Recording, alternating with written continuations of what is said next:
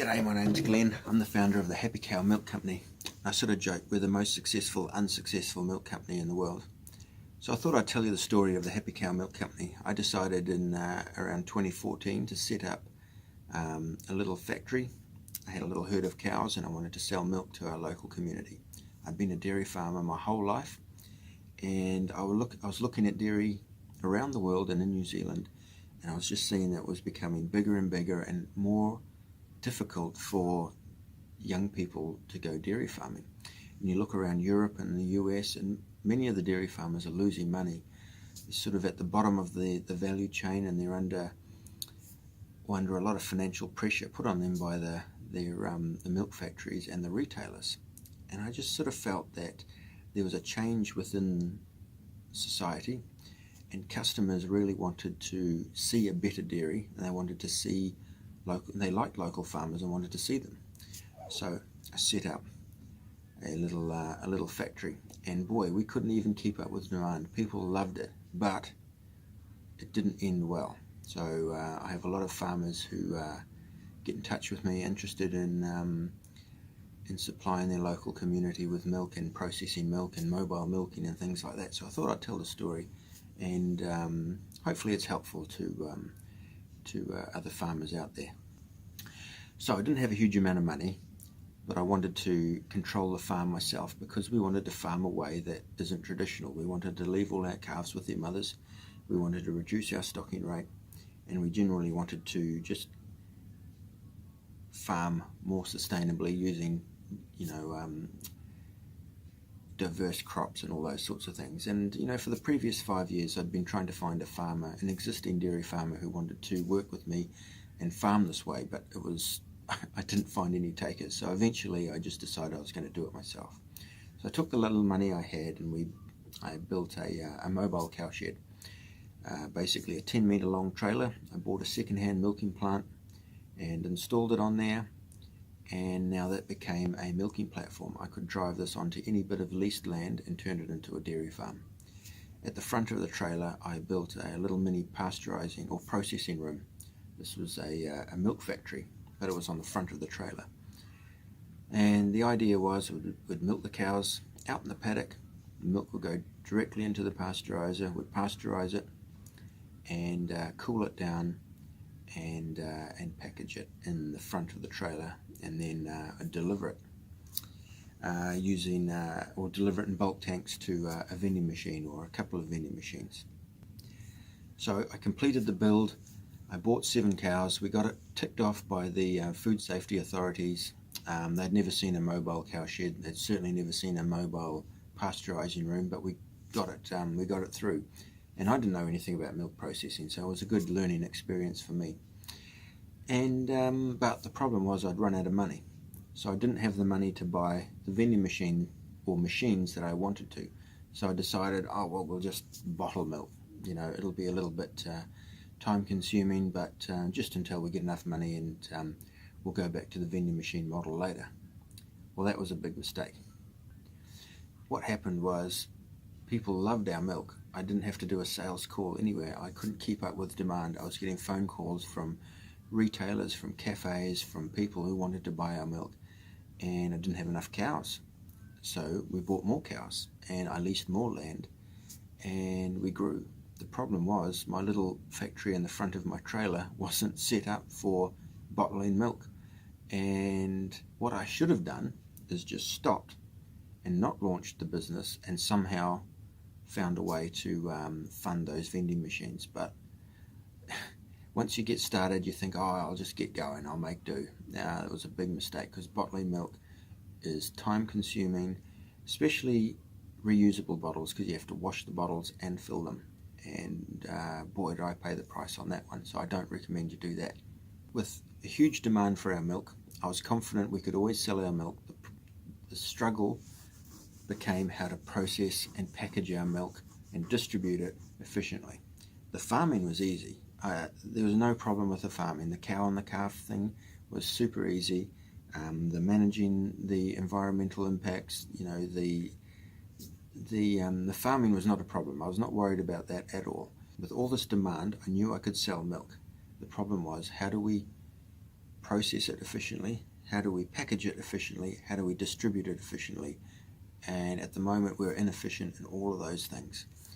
And every way, which way I looked at it, it always seemed to point to needing to buy bigger equipment or automate the system more and to become more efficient, and that required more money, which I didn't really have.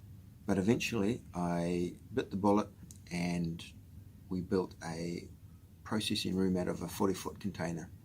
This is Christoph, a German backpacker, helped me build this. We fiberglassed the floor, we decked it out, and I had Max and Benny, another German, couple of German backpackers. They came and got my bottle machine going for me. I bought it second hand, and I just said to them, I don't know how that works, can you just get it going?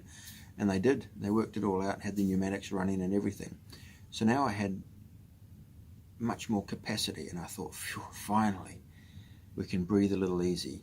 But it didn't seem to be that way, because there just seemed to be more and more work to do, and more breakdowns. All this equipment that we bought was great when it worked, except it needed a lot of maintenance. It needed, I suppose, specialist people to keep it running. And you just get these funny things happen that you just cannot even imagine. Like we'd get a residue in the milk, a little black residue, and you would think, where the heck's this coming from? And you track it down, it's coming from a seal in the bottle machine. Even though the seals are all food grade, so you'd change seals, you put different seals, you put silicone seals that are white, you do all this different stuff, and it would still happen, but intermittently. It wouldn't happen every time. You'd get 3 days, it would be fine, and then the fourth day it would be a problem. So you can imagine this takes like a whole day of you trying to fix this problem. And you know, it wasn't just the bottle machine, it was all sorts of things. What I developed is basically a very inefficient, very complicated system with lots of moving parts. We had copied a traditional milk processing value chain: farmer, processing, bottling, distribution and retailers, and at small scale it was really hard to work. And the problem was, I had just we were growing so fast, around 200% per annum, and what often happens with fast growing companies is you run out of cash flow. And I was throwing money into the business to buy bottle machines and more cows and buying feed for the cows and things like that, and we just ran out of cash flow. And that was a heartbreaking moment for me, because I'd spent 4 years doing this. And I think a whole lot of farmers can relate with me. You just work every hour of the day and literally every hour of the night, and you just keep going, and you're doing it 7 days a week, and you're just so determined not for this to fail, and just thinking, if I could just get this number of sales, if I could just do this a little bit better, if I can just do that more efficiently. But you know, it didn't work out. So eventually I had to make the decision to shut the business. So I put a Facebook post out saying we're closing down. We got a huge response. I wasn't really expecting it. I didn't really know what was going to happen, but the post went viral, and I had a lot of people saying, you know, really upset that this little milk company that they were, you know, they could really relate to. They loved what we did with our animals. They loved what we did with the environment. They loved the glass bottles, and they wanted it. And also they liked the fact that they had a relationship with me, and they knew me, and they could message me. And I think they were just really disappointed that we couldn't make it work. And I didn't know what we were going to do. Oh, the lights have gone out. Hang on.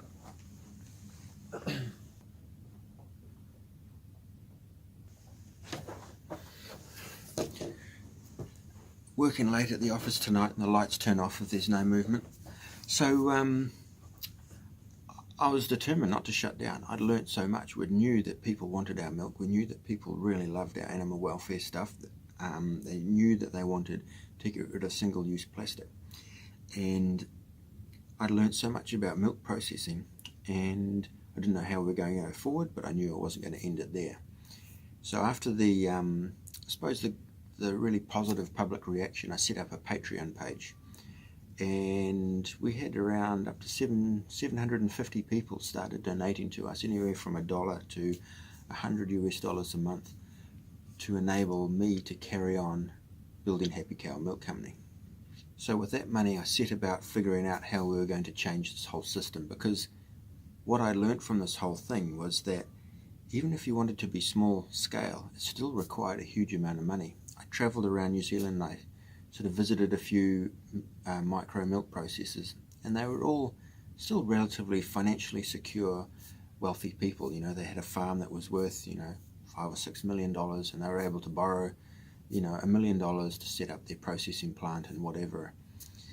And, that's still out of reach of the average common person, I suppose. And I was determined that we should be able to make milk processing cheaper. It shouldn't be an activity that you need so much money for. I mean, pasteurization was developed like 150 years ago, and here we are with all that technology, in the late 2020 or 2018, and it's so laborious and so costly to set up these milk processing equipment. And what I'd learned, I'd built 2 pasteurizers in this process and got them assessed and passed, and I realized you didn't need a lot of money.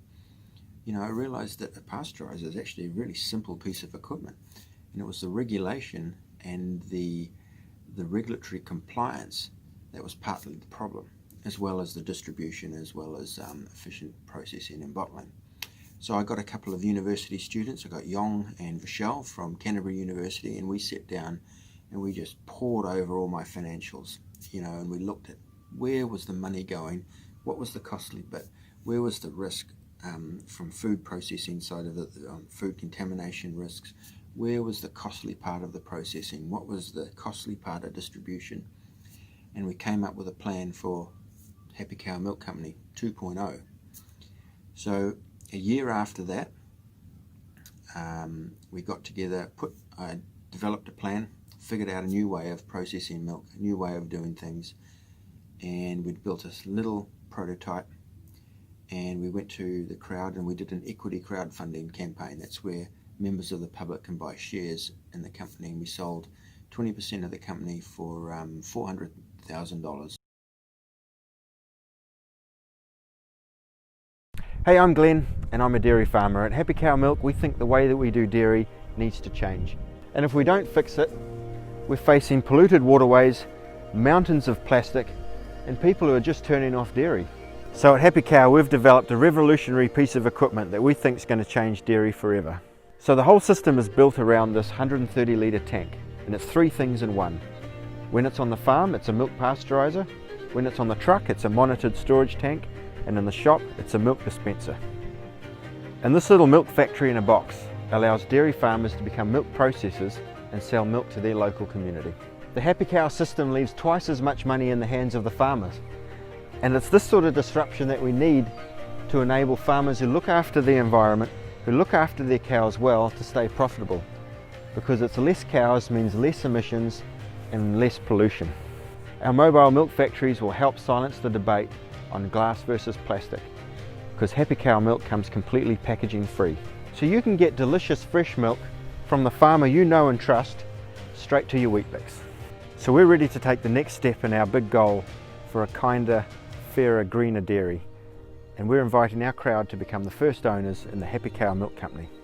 At the Happy Cow Milk Company, we're serious about changing the way we do dairy, so please join us as we create a kinder, greener, fairer dairy industry.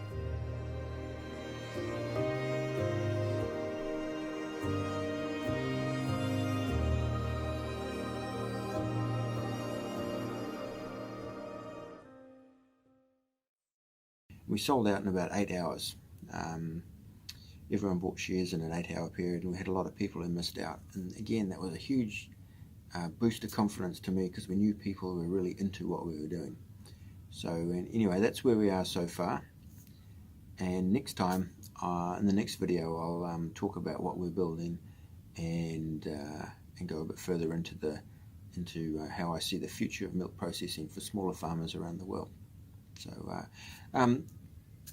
if you're interested, subscribe to my channel. I'm going to keep posting here, and we've got a lot of behind the scenes stuff. We're going to launch again in the next coming months, and I'm going to start going through the financials. I'm going to start really explaining more in depth what went wrong and and how we can change it, and other interesting things that I think might be valuable to other farmers around the world who are sort of thinking of doing what we were doing.